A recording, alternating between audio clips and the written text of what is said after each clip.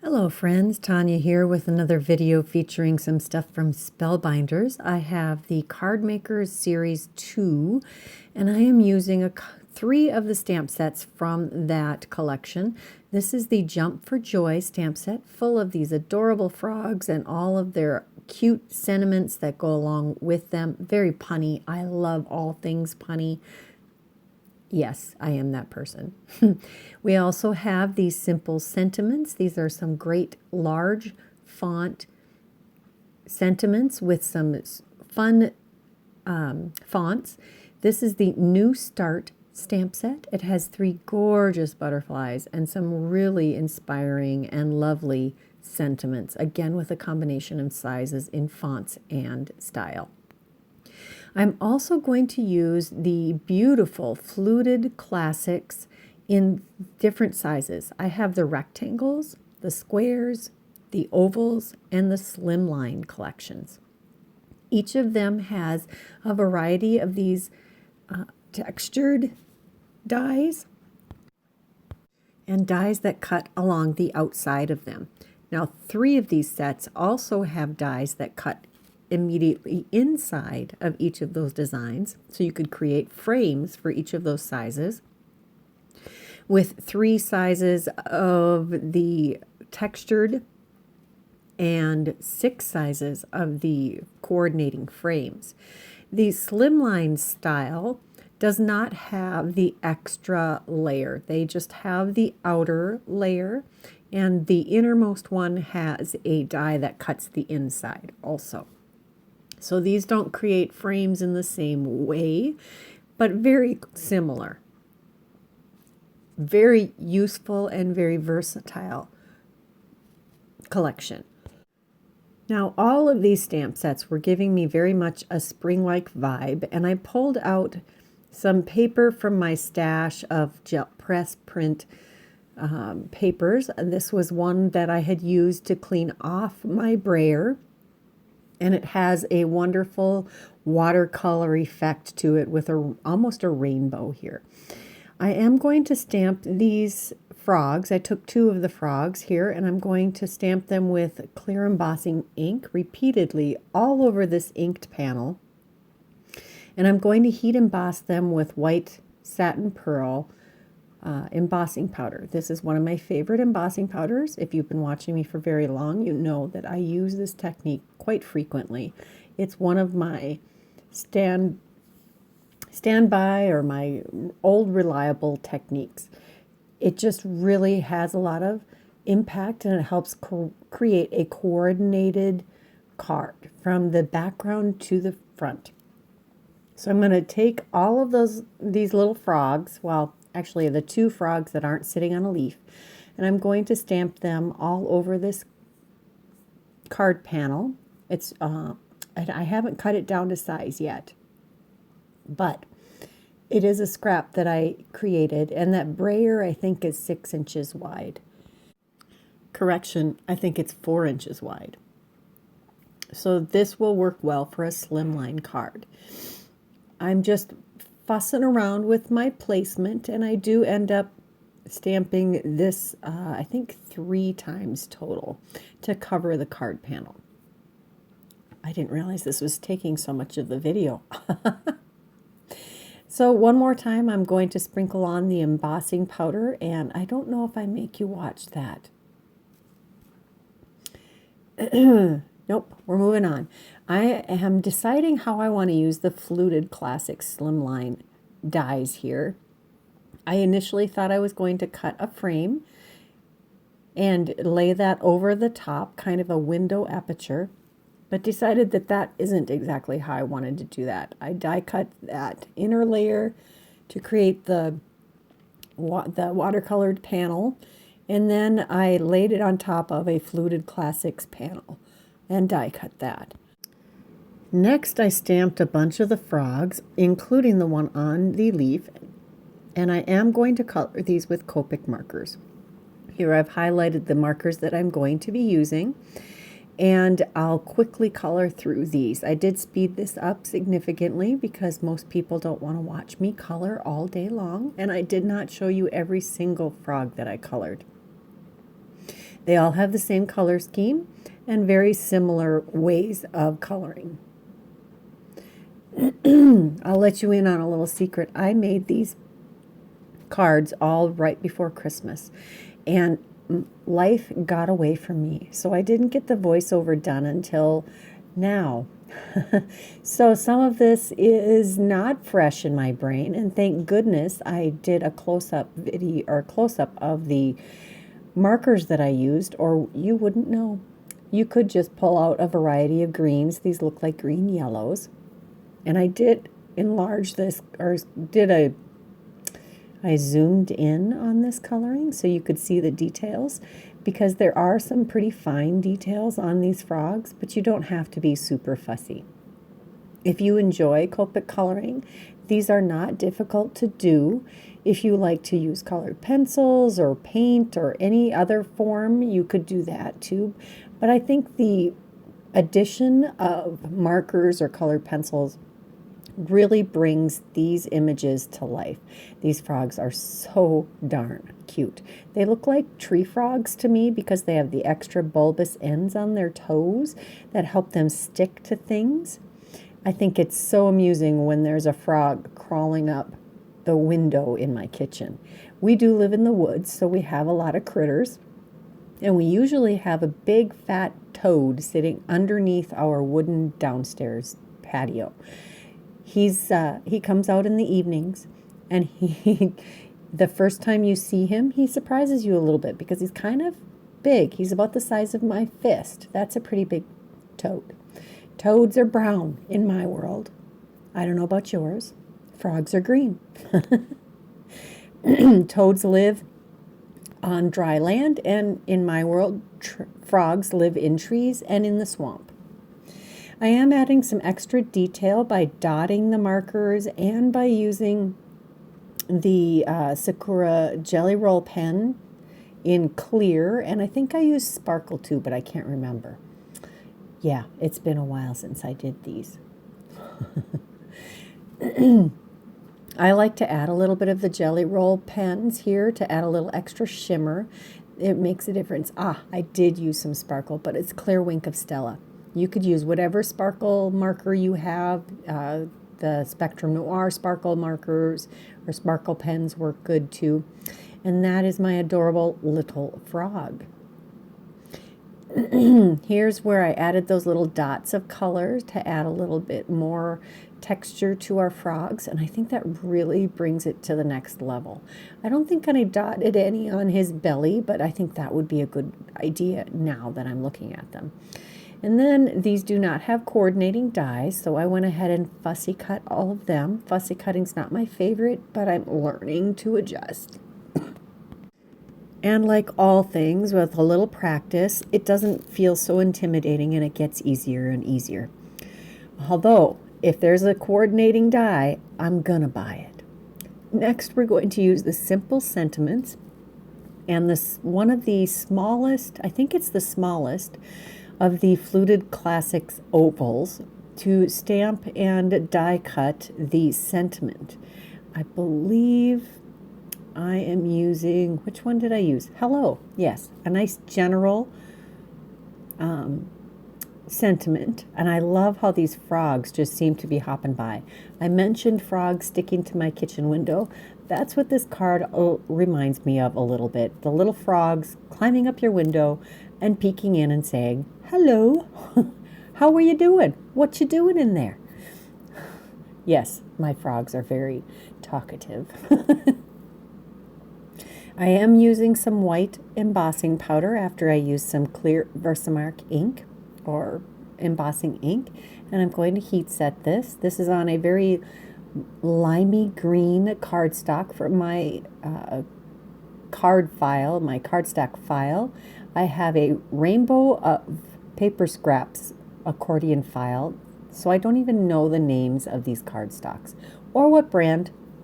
I've just decided that I'm not going to sort these obsessively like I had in the past. I had been using several accordion files with labels for every single cardstock, and you know what? it takes so much time to maintain that and so much time to rummage through and find what you're looking for. So I decided to just do greens, blues, that sort of thing. You get the idea. Next, we're going to take some of these awesome punny sentiments and we're going to put them on the inside of the card. I had one frog. Actually, I think I might have had, no, yeah, maybe just one frog left over. And I'm going to glue him to the inside of the card. And for once, I'm planning this out before I finish the card. It's a whole lot easier to do this when you don't have extra stuff on the card base already. So this is a 3.5 by 8.5 inch card base, slimline card base in a heavyweight cardstock, white cardstock. There we go. I think I can say my words. I'm lining these all up in my Misty. This is the original sized Misty. And I generally get the stamps roughly where I want them, especially these little teeny tiny lines of stamps. And then I use the grid marks on the lid to get them nice and straight. That seems to be the best way for me to achieve that. And then I'm going to use my favorite black ink for sentiments. This is the VersaFine Clair Nocturne ink. You could use the VersaFine Onyx Black. They both do the same. I just like that this one doesn't have a hinged lid that flips and makes me drop the ink pad. That's happened more times than I want to talk about. Enough said. Just going to adhere this little frog, and I maybe could have placed my sentiments over just a little farther because he is right in the fold and makes it a little harder to fold, but we'll live with it. I did add a little bit of coaster blank behind that oval sentiment, and I did put some behind the frog also. I did do a couple layers behind his head to make him a little elevated and make it all level. Our other frogs get a little bit of dimension behind them also. You can use whatever your favorite method of applying dimension is. I just like coaster blanks, and lately I've been leaning more towards scraps of cardstock. Sometimes I just don't want quite as much height as the coaster blanks will provide. And that's still half the height of a foam dimensional adhesive. So that is my first card. I have another card to share with you today, and this one is a butterfly card. All of the elements of these cards today are very spring to me. So that is why I titled this video Spring Vibes. We are still knee-deep in snow here in Minnesota, and I think it's just going to keep coming. I mean, it is January. We would expect it to. I'm going to do some clear heat embossing over the top of these butterflies that I stamped in VersaFine Clair Nocturne ink also. And I'm just going to dream about spring weather because we do that when it's cold. We want to think about warm things. And in the summertime, we just are happy that it's summer. Why do I live in Minnesota? Because I was born here. It's not awful. It's really not. We've made a Olympic sport out of complaining about the cold here in Minnesota. We alternate between complaining and bragging about our ability to survive it. What can I say? Next, I pulled out my Daniel Smith watercolors, and I am watercoloring these butterflies, which, by the way, I did stamp on watercolor paper. This is 140 pound, not Strathmore, Canson XL. That's what this is. And I am just going to paint each of these butterflies slightly differently. I'm using some pinks and some golds and some bronze, and I think I even did some blue and teal, all kinds of different colors.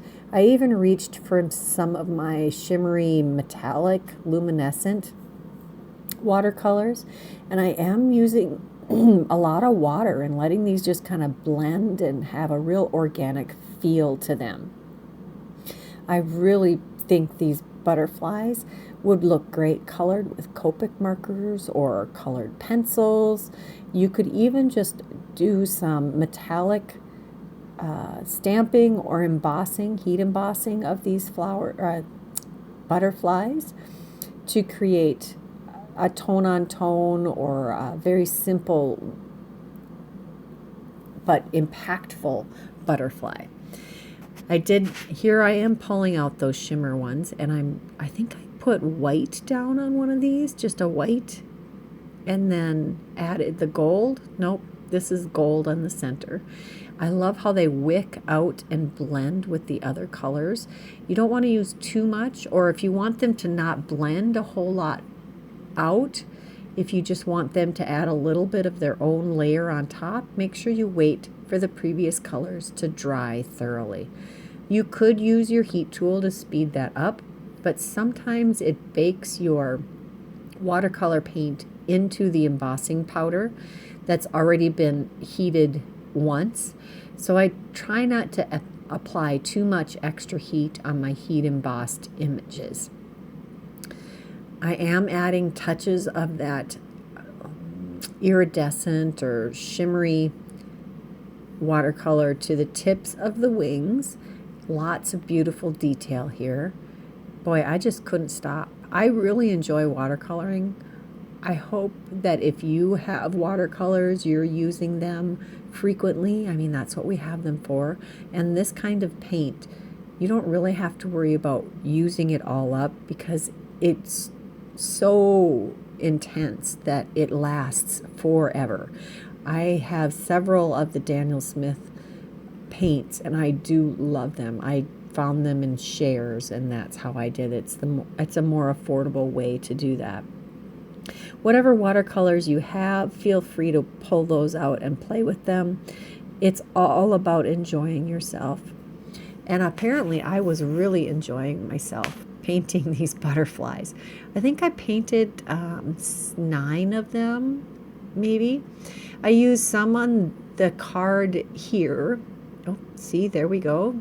There's 4 of them. I used a bunch on some other cards too, and those will be coming up.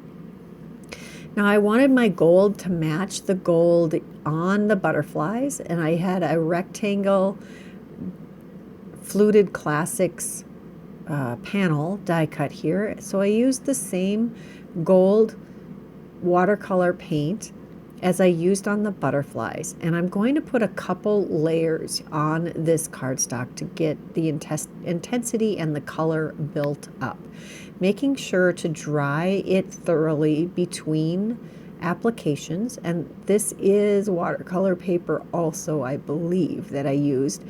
I hope so, because I used a lot of paint on that. And then I have another layer. Oh, maybe that wasn't a Fluted Classics die cut. Maybe that was just a simple panel cut out, and then using the same die, only not without the texture component. And I did die cut this pattern paper with the Fluted Classics. This must be the rectangle set. This is some pattern paper from my stash. I don't even know who made it. I'm sure I got it in a kit. But again, trying to use some of it up, and it is beautiful paper. I did use the largest of the Fluted Classics rectangle dies to cut this out, and it does cover an A2 card completely. So that means it's 4 1/4 by 5 1/2 inches. I'm using some coaster blank here to add a little dimension to this layered panel that I created in order to showcase our butterflies and the sentiment. And I do, I pull out the Glimmer hot foil system because why not? I do enjoy using all of the things. I don't know about you, but if it's in my stash, it's fair game. And yeah, that's why we buy these things, so we can use them over and over again in many different ways on many different projects. I'm using the Glimmering Build a Banner dice Glimmer set.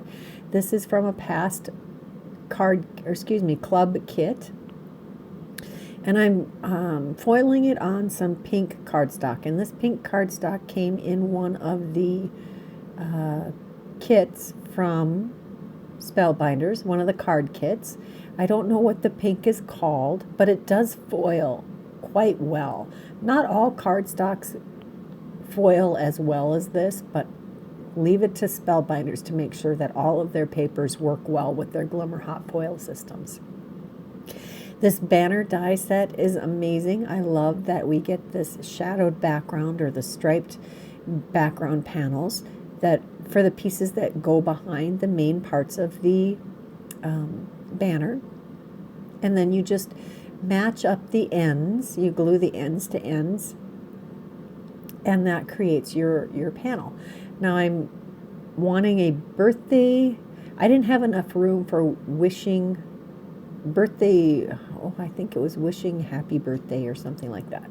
If I used all of those, I am just going to use the birthday portion of this. So I'm only going to need 2 short ends and the one main panel with the main sentiment on it.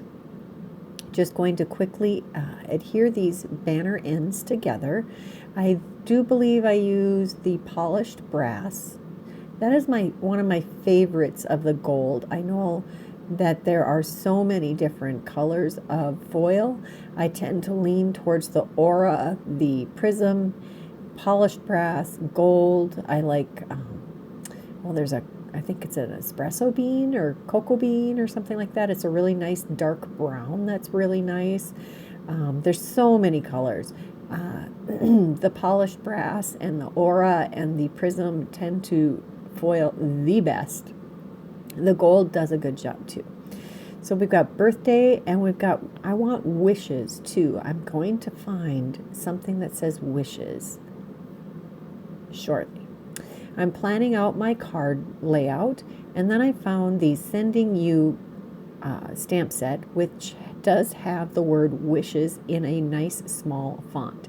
Doing a little stamp surgery here, trimming off the birthday part of that stamp. You can always fit those back together. And next I am going to take this to my Mini Misty, and I am going to stamp directly on the card front. I've already adhered the panels together. I took the foam mat out of it because I have all of these layers, and even though this is a clear stamp, I'm going to use my magnet to make sure it doesn't shift around, get my placement just perfect, and then we're going to be super brave and stamp directly on the card front. I pulled out the VersaFine Claire. No, I didn't. I am going to heat emboss this. Boy, I was brave, because applying heat to all of these layers can be tricky. You can get some warping that you cannot get rid of. However, I'm going to stamp the clear embossing ink 3 times to get a nice solid embossing. Then I'm using this light gold embossing powder. This one happens to be from Brutus Monroe. And I'm going to sprinkle that on carefully, make sure I don't get any extra powder where I don't want it, which is even more important when you have it on a nearly complete card panel. I let my heat tool heat up for a little bit, and then I'm just going to take short little bursts of heat and melt that embossing powder. You can also cause some discoloration on your foiling if you're not careful, but man, all the stars aligned and that all turned out perfect. I have a matching piece of ephemera here for that cardstock or that pattern paper that came in whatever kit I got the pattern paper with. And I'm going to stamp one of the sentiments from the New Start stamp set inside the card also. I like how this ephemera piece frames your sentiment. It's really cool. Doesn't leave a lot of space for you to write on it, but you can do that in the top portion of the card if you like to write a more detailed message or a personal message. We're going to center that on the inside of the card, making sure that it's going to sit exactly where I want it to in that ephemera space. And then we will use, this time I am using the VersaFine Claire Nocturne ink, and I only need 1 stamping. This stamp does have a slightly distressed look to it, so if you find that your letters aren't completely black all the way through, that is the way the stamp was designed, so don't fret. We're going to adhere this piece of ephemera to the inside of the card, And that finish, oh, nope, we still have to put here our butterflies. I'm trying to decide which butterflies I'm going to put on here. And it looks like I'm going with the gold and the green. Since there's so much pink in here, I wanted to bring out some of the other colors in the card, and I'm just going to adhere those directly onto the card. I thought I was gonna, oh, I did add one to the inside of the card also. I thought for a second that I decided not to, but there we go. We're going to use some of our Color Essentials gems. There are new colors out, so check that out on in the store. There's 5 new colors, but these are the originals. I think this is the clear mix that I'm using here. It's either that or the gold mix. I bet it's the gold mix. I can't tell. While I'm doing the voiceover, this screen is really tiny, so I don't see a lot of great details. Just adding a scattering of those gems across the front of the card. There they are, both cards. I hope you enjoyed them. Let me know which one you liked the most and which of these techniques was new to you. If you enjoyed this video, please give it a thumbs up. If you haven't subscribed to this channel, please take a moment and do that now. If you're interested in any of the supplies that I used today, as always, they are listed and linked in the description box below. Here are a couple more videos I thought you might enjoy, and until next time, bye-bye.